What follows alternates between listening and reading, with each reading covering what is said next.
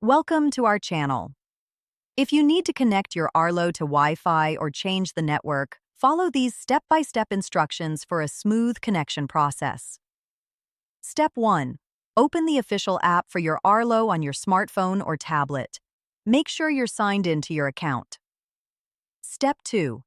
Navigate to the device settings section and select your Arlo from the list of connected devices. Step 3.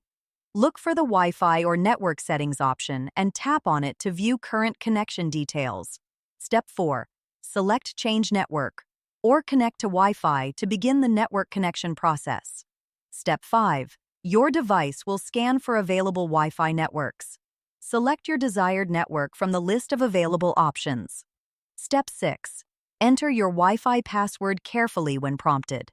Make sure to use the correct case and special characters. Step 7. Wait for the device to connect to the new network. This may take a few moments as the device establishes the connection. Step 8. Confirm that your Arlo is successfully connected by checking the connection status in the app. Test the device to ensure it's working properly on the new network. Don't forget to like this video and subscribe to our channel.